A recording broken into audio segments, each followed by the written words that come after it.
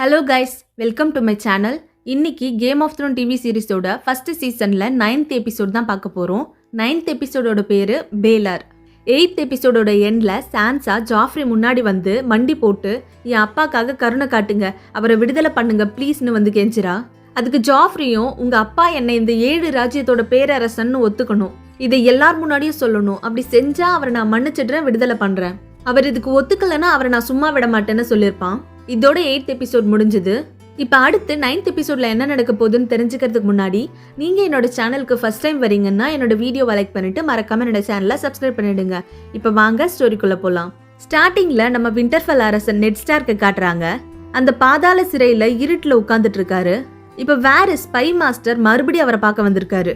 வந்துட்டு இன்னைக்கு சான்சா ஜாஃப்ரி முன்னாடி முட்டி போட்டு உங்களை விடுதலை பண்ண சொல்லி கெஞ்சினான்னு சொல்றாரு. அதுக்கு நெட் ஸ்டார்க் அவளை பார்த்து கூட்டத்தோட கூட்டமா நின்று நீயும் சிரிச்சியான்னு கேட்குறாரு.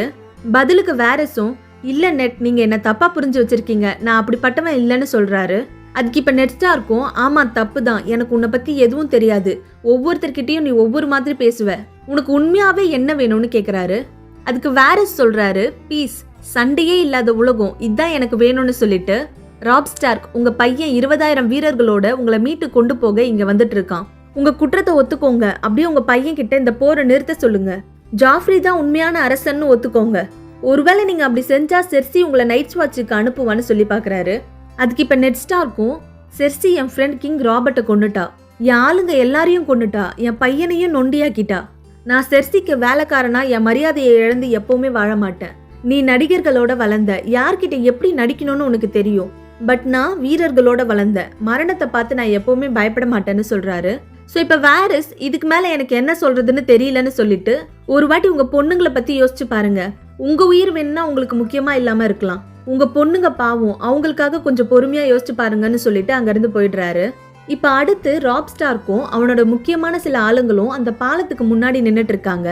இந்த பாலத்தை தாண்டி போனாதான் டைவின் ஜேமி லானிஸ்டர் கூட எல்லாம் சண்டை போட முடியும். ஸோ இப்போ தியான் சொல்றான், நம்ம ஏன் அவங்க கிட்ட ஹெல்ப் கேட்கணும், அவங்கள விட அதிகமான ஆளுங்க நம்ம கிட்ட தான் இருக்காங்க, பேசாம இவங்க கூட சண்டை போட்டு இந்த பாலத்தை தாண்டி போலான்னு சொல்றான். அதுக்கு இப்ப கேட்லின் சொல்றாங்க, இந்த பாலத்தை இவங்க 600 வருஷமா பாதுகாத்துட்டு வராங்க, நம்ம சண்டை போட்டா நம்மளோட நிறைய வீரர்கள் இங்க இறந்து போவாங்க, ஸோ நானே போயிட்டு அந்த வாட்டர் ஃப்ரே கிட்ட பேசுறேன், எனக்கு அவரை சின்ன வயசுல இருந்தே நல்லா தெரியும்னு சொல்றா. அதுக்கு இப்ப சுத்தி இருந்த எல்லாரும் ஒத்துக்கிறாங்க. அடுத்து இப்ப கேட்லின் வாட்டர் ஃப்ரேயோட அரண்மனைக்குள்ள வந்து அவர் முன்னாடி நிக்கிறாங்க. வாட்டர் ஃப்ரே கேட்லின் கிட்ட உனக்கு என்ன வேணும்னு கேக்குறாரு. அதுக்கு கேட்லினும் நான் உங்ககிட்ட தனியா பேசணும்னு சொல்றாங்க. அவங்க இதை சொன்னதும் இப்ப ரூம்ல அவரை தவிர மீதி எல்லாரும் வெளியே போயிடுறாங்க. ஸோ இப்ப கேட்லின் வாட்டர் ஃப்ரே கிட்ட உங்க கேட்டை ஓபன் பண்ணுங்க, அப்பதான் என் பையன் அவனோட ஆட்களோட இந்த பாலத்தை தாண்டி போக முடியும்னு சொல்றா. அதுக்கு வாட்டர் ஃப்ரேயும் நான் எதுக்கு உனக்கு ஹெல்ப் பண்ணணும், உன் ஃபேமிலி எங்க யாரையுமே மதிச்சதில்ல, அப்புறம் எதுக்கு நான் உனக்கு ஹெல்ப் பண்ணணும், பேசாம நான் லானிஸ்டர்ஸ்க்கே ஹெல்ப் பண்ணுவேனேன்னு சொல்றாரு. பதிலுக்கு கேட்லினும் எதேதோ சொல்லி பாக்குறாங்க. 2 பேரும் வளவலன்னு பேசிட்டே இருக்காங்க. இதோட இந்த சீன் கட் ஆகுது. இந்த வாட்டர் ஃப்ரே கேட்லின் கிட்ட வேற எதையோ பெருசா எதிர்பார்க்கறாருன்னு நினைக்கிறேன். இப்ப அடுத்து நைட்ஸ் வாட்சை காட்டுறாங்க. இப்ப லார்ட் கமாண்டரோட ரூம்ல ஜான் நின்னுட்டு இருக்கான். போன எபிசோட்ல லார்ட் கமாண்டர் மோர்மண்ட்டை ஜான் ஒயிட் வாக்கர் கிட்ட இருந்து காப்பாத்திருப்பான். ஸோ இப்ப அதுக்கு கிஃப்டா லார்ட் கமாண்டர் அவரோட ஒரு வாளை ஜான் கிட்ட கொடுக்குறாரு. அது சாதாரண வாள் இல்ல, வலேரியன் ஸ்டீல், ரொம்ப காஸ்ட்லியான ஒரு மெட்டல். ஒரு சில அரச குடும்பத்து ஆட்கள் கிட்ட மட்டும்தான் இந்த வலேரியன் ஸ்டீல் இருக்கும். மோர்மண்டோட குடும்பம் 5 தலைமுறையா இந்த வாளை பாதுகாத்துட்டு வந்திருப்பாங்க. ஸோ இப்போ மோர்மன் ஜான் கிட்ட என் பையன் செர்ஜோரா என் குடும்பத்துக்கு கெட்ட பேரை வாங்கி கொடுத்துட்டு இந்த நாட்டை விட்டு ஓடிட்டான், நீ என்னோட உயிரை காப்பாத்திருக்க, இது உனக்கு தான் சேரணும், இந்த வாளோட பேரு லாங்க்லா, இதை பத்திரமா வச்சுக்கொண்டு அதை கொடுக்குறாரு. பட் ஜான் அதுக்கு இதை வாங்கிக்கிறதுக்கு எனக்கு தகுதி இல்லைன்னு சொல்றான். ஆனா லார்ட் கமாண்டர் இது என்னோட கிஃப்ட், இது உனக்கு தான் சேரணும்னு அதை கொடுத்துடுறாரு. ஸோ இப்போ ஜானும் அந்த வாளை எடுத்துட்டு வெளியே வரான். இந்த லார்ட் கமாண்டர் மோர்மண்டோட பையன் தான் செர்ஜோரா. செர்ஜோரா ஸ்டார்டிங்ல டெனாரிஸை பத்தின இன்ஃபர்மேஷனை ராபர்ட்க்கு சொல்லிட்டு இருந்தாரு. பட் இப்போ அவருக்கு டெனாரிஸ் மேல மதிப்பும் அன்பும் அதிகமாகிடுச்சு. ஸோ இப்போ டெனாரிஸ்க்கு உண்மையான ஒரு பாதுகாவலனா எப்பவுமே அவ கூடவே இருக்காரு. இப்ப ஜான் வெளியே வந்ததும் வெளியே நிக்கிற எல்லாரும் சூப்பர் ஜான், வாழ்த்துக்கள், வந்த கொஞ்ச நாள்லயே லார்ட் கமாண்டர் கிட்ட கிஃப்ட் வாங்கிட்டேன்னு அவனை புகழ்ந்து பேசுறாங்க. அடுத்து இப்ப ஜான் ரூம்குள்ள போனதும் அந்த வாழை காட்டுன்னு அவன் ஃப்ரெண்ட்ஸ் எல்லாரும் அதை ஆசையா வாங்கி பாக்குறாங்க. பட் சாம் மட்டும் தனியா சோகமா உட்காந்துட்டு இருக்கான். ஸோ இப்போ ஜான் சாம் கிட்ட போயிட்டு எதுக்கு சோகமா இருக்கன்னு கேட்குறான். அதுக்கு இப்போ சாமும் மிஸ்டர் ஏமனுக்கு ஒரு ரேவன் வந்துச்சு, உன்னோட பிரதர் ராப் ஸ்டார்க் நார்த் வீரர்கள் எல்லாரையும் கூட்டிட்டு சவுத்துக்கு போறான் சண்டை போடுறதுக்காகன்னு சொல்றான். அது கேட்டதும் இப்போ ஜானுக்கு ரொம்ப கஷ்டமா இருக்கு. நான் அவன் கூட இருக்கணும், இப்படி ஒரு சிச்சுவேஷன்ல அவனை தனியா விட்டுட்டேன்னு ரொம்ப ஃபீல் பண்றான். இப்ப அடுத்து கேட்லின் ஸ்டார்க் ராப் இருக்க அந்த டென்ட்டுக்குள்ள வராங்க. வந்துட்டு வாட்டர் ஃப்ரே நம்மள பிரிட்ஜை தாண்டி போக அலோ பண்ணிட்டாரு, அவரோட ஆளுங்களும் நம்ம கூட சேர்ந்து சண்டை போட போறாங்கன்னு சொல்றாங்க.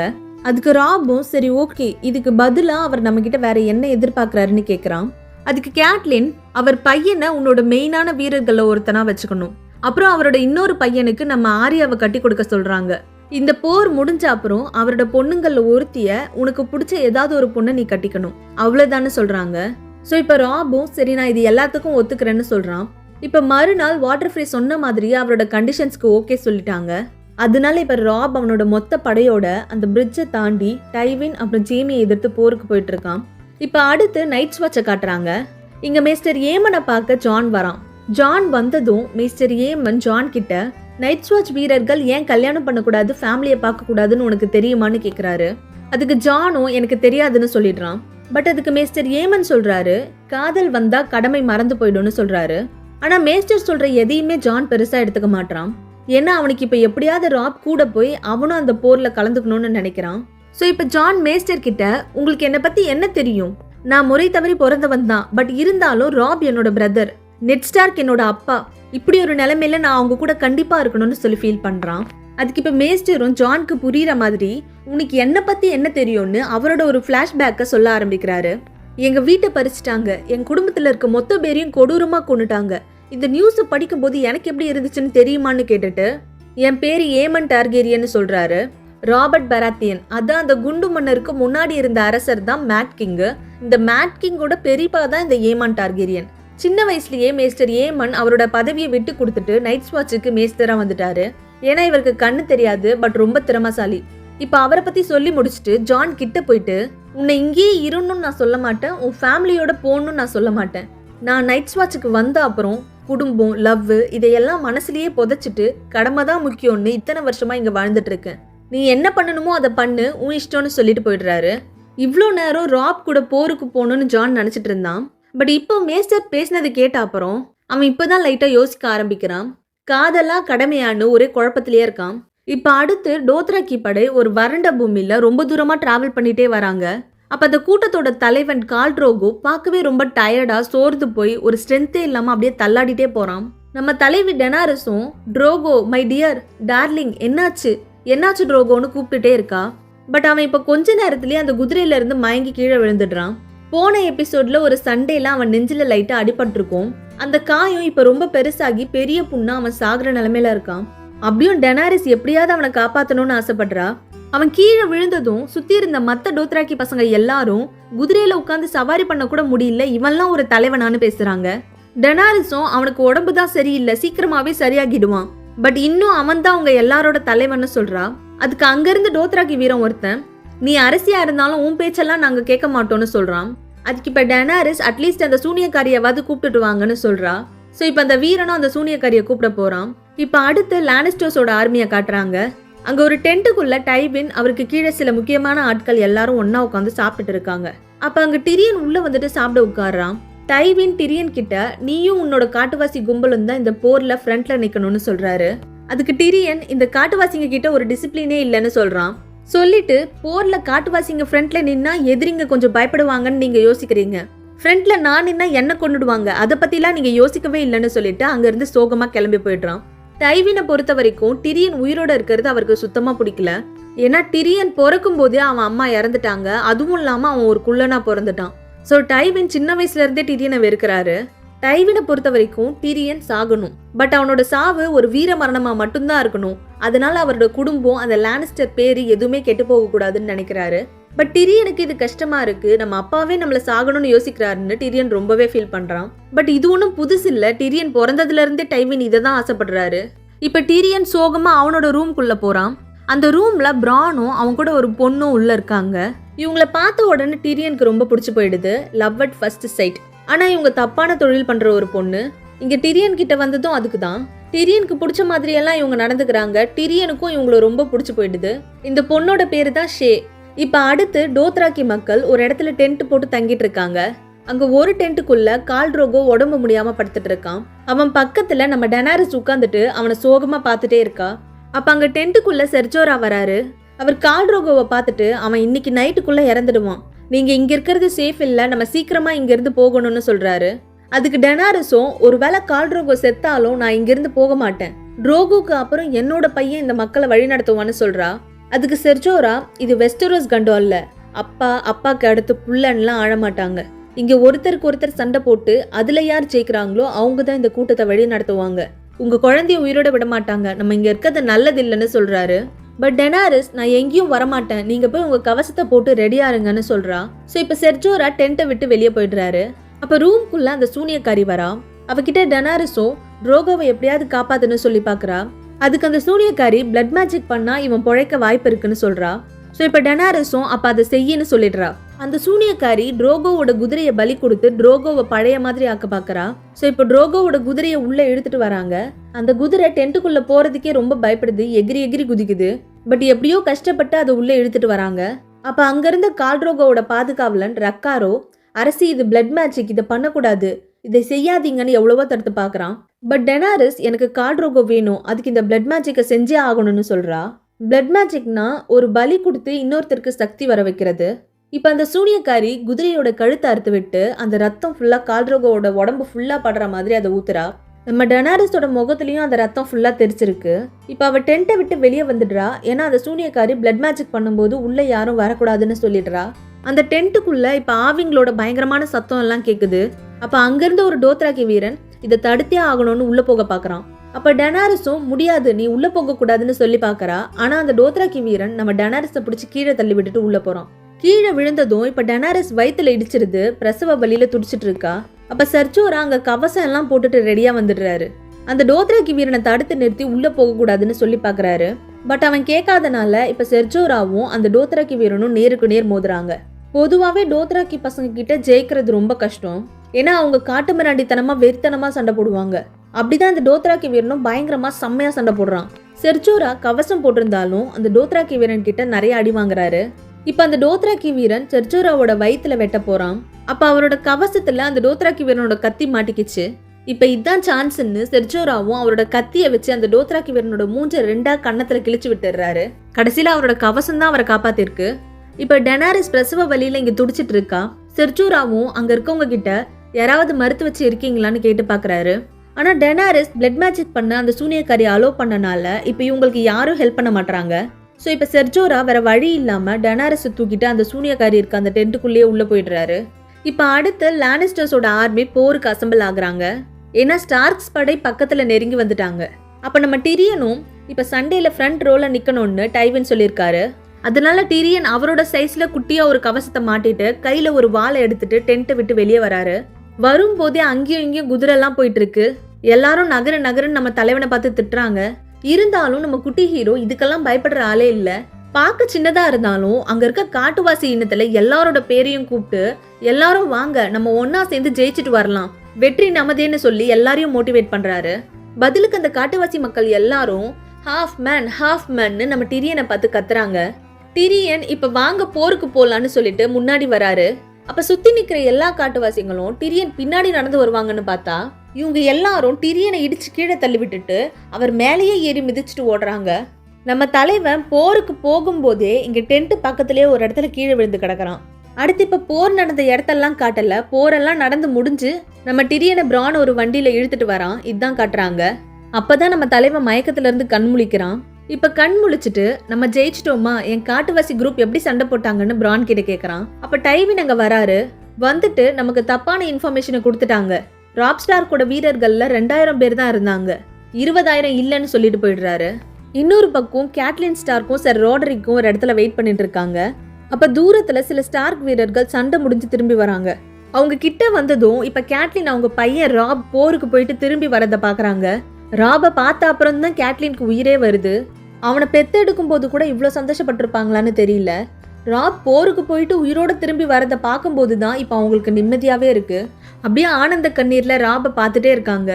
இந்த ராப் ஸ்டார்க் ஒரு பெரிய பிளானை போட்டிருக்கான். அதாவது அவனோட மொத்த வீரர்கள் 20,000 பேர்ல 2,000 பேரை மட்டும் டைவினை எதிர்த்து ஒரு பக்கத்துல சண்டை போட அனுப்பியிருக்கான். பட் அந்த இடத்துல ஸ்டார்க்ஸ் தோத்து போயிடுறாங்க. ஏன்னா டைவின் கிட்ட தான் நிறைய வீரர்கள் இருக்காங்க. ஸோ இங்க லானிஸ்டர்ஸ் ஜெயிச்சிடுறாங்க. ஆனா இன்னொரு பக்கம் ஆறுகள் தேசத்தை எதிர்த்து போருக்கு வந்துட்டு இருக்க ஜேமி கிட்ட 1000 வீரர்களுக்குள்ளதான் இருக்காங்க. ஸோ ராபோட மீதி 18,000 வீரர்களும் இங்க ஜேமி லானிஸ்டர் கூட மோதுறாங்க. பட் ஜேமி லானிஸ்டரோட படை இங்க தோற்கடிக்கப்படுது.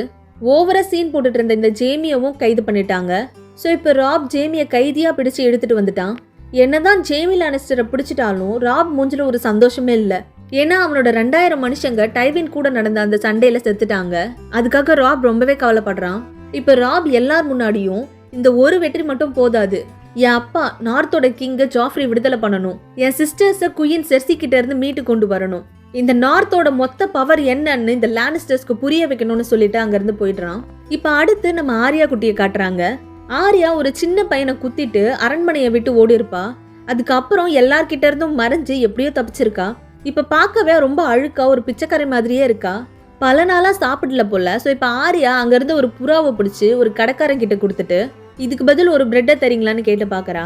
ஆனா அந்த கடைக்காரன் ஓடிப்போ, இங்கெல்லாம் பிச்சை எடுக்க கூடாதுன்னு அவளை திட்டி விட்டுறான். அப்ப அங்க நிறைய பேர் எங்கேயோ வேக வேகமா ஓடி போறாங்க. ஸோ இப்ப நம்ம ஆர்யாவும் அங்க இருக்க ஒரு சின்ன பையன் கிட்ட எல்லாரும் எங்க போறீங்கன்னு கேக்குறா. அதுக்கு அந்த பையன் ஹேண்ட் ஆஃப் கிங்க பேலார் சிலைக்கு முன்னாடி கூட்டிட்டு வராங்கன்னு சொல்றான். ஸோ இப்ப நம்ம ஆர்யாவும் பதறிட்டு அங்கிருந்து வேக வேகமா ஓடி போய் அந்த பேலார் சிலை கிட்ட அதுக்கு மேல போய் உட்காந்துட்டு என்ன நடக்குதுன்னு பாக்குறா. அப்ப நம்ம நெட் ஸ்டார்க்க 2 கோல்டு க்ளோக் வீரர்கள் வெளியே கூட்டிட்டு வராங்க. வரும்போதே நெட் ஸ்டார்க் பேலர் சிலை கிட்ட இருக்க ஆர்யாவை பாத்துட்டுறாரு. மக்களுக்கு நடுவுல இப்ப நம்ம மெயின் ஹீரோ விண்டர்ஃபெல் அரசன் நெட் ஸ்டார்க்க கூட்டிட்டு வராங்க. அவர் வரும்போதே அங்க இருந்த மக்கள் எல்லாரும் துரோகி, தேச துரோகி, கோழன்னு சுத்தி இருந்த எல்லாரும் நம்ம ஹீரோவை பார்த்து திட்டிட்டே இருக்காங்க. அப்ப அங்கதான் வழியில ஒருத்தர் நிக்கிறாரு. இவர் தான் நைட் வாட்சுக்கு திருடங்க, கொள்ளக்காரங்க, ரேப் பண்ணவங்க, இப்படி மோசமான எல்லாரையும் கூட்டிட்டு போய் நைட் வாட்ச்ல விடுவாரு. இவர் தான் டிரியான கேட்லின் அரெஸ்ட் பண்ணிட்டாங்கன்னு நெட் ஸ்டார்க் கிட்ட ஃபர்ஸ்ட் போய் சொல்லியிருப்பாரு. நெட் ஸ்டார்க்கு உண்மையான ஒரு மனுஷன் இவரு. இப்ப நம்ம நெட் ஸ்டார்க் இவர்கிட்ட பேலார்னு 2 வாட்டி சொல்றாரு. ஸோ இப்ப இவரும் அந்த பேலார் சிலையை பாக்குறாரு. அப்ப அங்க ஆர்யா சில பக்கத்துல இருக்கிறத பாத்துட்டுறாரு. ஆர்யாவை இந்த நைட் வாட்ச் வீரனுக்கு ஏற்கனவே தெரியும். ஏன்னா இதுக்கு முன்னாடியே ஆர்யாவையும் நெட் ஸ்டார்க்கையும் ஒன்னா பாத்திருப்பாரு. ஆர்யா தான் நெட் ஸ்டார்க்கோட பொண்ணுன்னு இவருக்கு ஆல்ரெடி தெரியும். நெட் ஸ்டார்க்கு இங்க நீதி கிடைக்காது, இங்க இருக்கவங்க எல்லாரும் சூழ்ச்சிக்காரங்க, துரோகிங்கன்னு தெரியும். ஸோ இப்ப அட்லீஸ்ட் நம்ம பொண்ணுங்களையாவது காப்பாத்தணும்னு இப்ப வேற வழி இல்லாம எல்லார் முன்னாடியும் நான் எடார்ட் ஸ்டார்க், என்னோட குற்றத்தை நான் ஒத்துக்கிறேன், நான் என் நண்பன் கிங் ராபர்ட் கிட்ட அவரோட குழந்தைங்களை பாதுகாப்பேன்னு சொல்லியிருந்தேன்.